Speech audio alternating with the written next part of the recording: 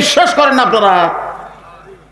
এই সুবহানাল্লাহ বলা মাত্রই জান্নাতের বাগানে আল্লাহ আপনার নামে একটা গাছ লাগাই দিবে, আপনার নাম।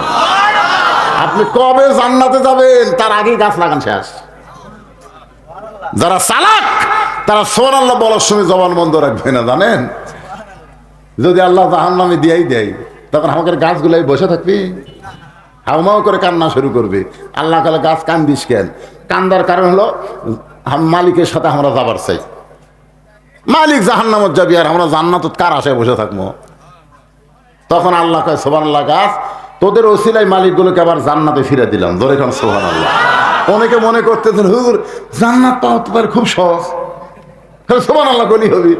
সবার মুখ দিয়ে সুবহানাল্লাহ বাড়াবে না, বলবার চাইলেও মুখত এসে জবান খুলবেন। আর যারা সুবহানাল্লাহ বলতেছেন বিশ্বাস করেন, আপনি যতই পাপী হন না কেন মরার সময় আল্লাহ আপনাকে মুসলমান হিসেবে কবুল করবে।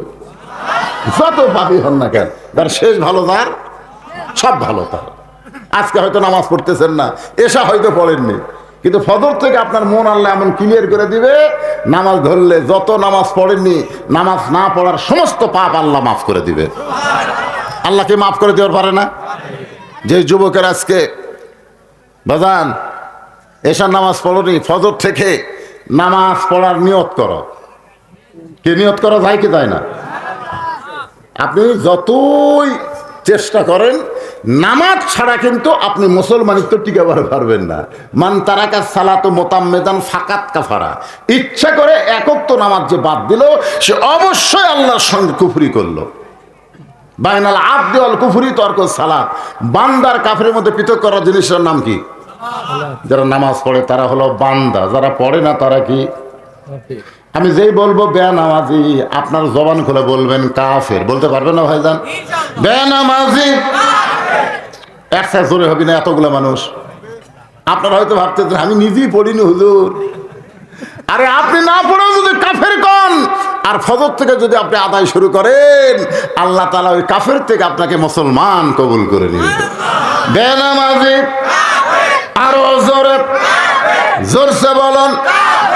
ইমাম মালিক রহমতুল্লাহ আলাইহি বলেন, কোন চিহ্নিত বেনামাজি যদি মারা যায় নামাজের গোরস্থানে তাকে দাফন করা জায়েজ নাই। যে গোরস্থানে নামাজিরা শুয়ে আছে ও গোরস্থানে শালা বেনামাজি কবর দেওয়া যাবে না। ছাত্র বললো হুজুর বেনামাজি মরলে আমরা কি করব? ইমাম মালিক বললেন, রাস্তায় যদি একটা কুত্তে মরে তোমরা কি করো? না, রাস্তার যদি কুত্তা মরে ওই কুত্তা পচে দুর্গন্ধ উঠবি, এই জন্য কুত্তার পাও দড়ি লাগে আমরা টানে লিয়ে যে পুঁতে থই। ইমাম মালিক বললেন একটা বেনামাজি এর চাইতে ভালো ব্যবহার পাবে না, ওই দড়ি লিয়ে টাইনে লিয়ে যায় পুঁতে থোয়া লাগবে, কোনো গোরস্থান কবর দেওয়া যাবে না। এ দুই একজন ঠিক করছে আর বাদ বাকি কথা করছে না। যদি ফুলগুলো হয় অভিমানে ঝরে যায়, আমি মালা গেথে বলো কারে পরাবো, সে যে কেন এলো না কিছু ভালো লাগে না, কবরে আসুক তারে আমি মজা দেখাবো।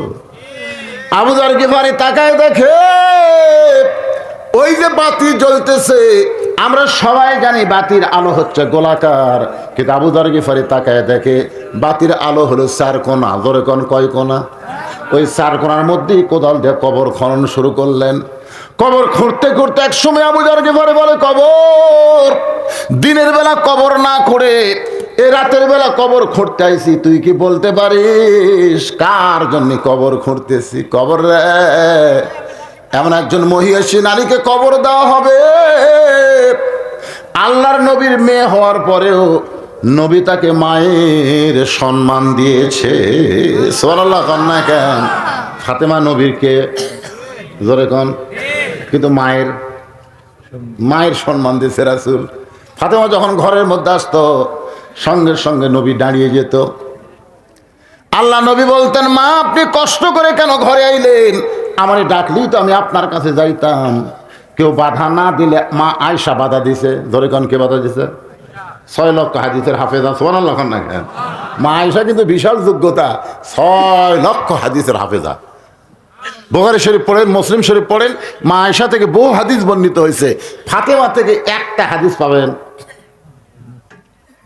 এই ফাতেমা একটা হাদিসে বয়ান করেনি, অথচ আয়েশাকে আল্লাহ জান্নাতের নেত্রী বানায়নি, বানাইছে ফাতেমাকে। আপনার বলেন তো কারণ কি?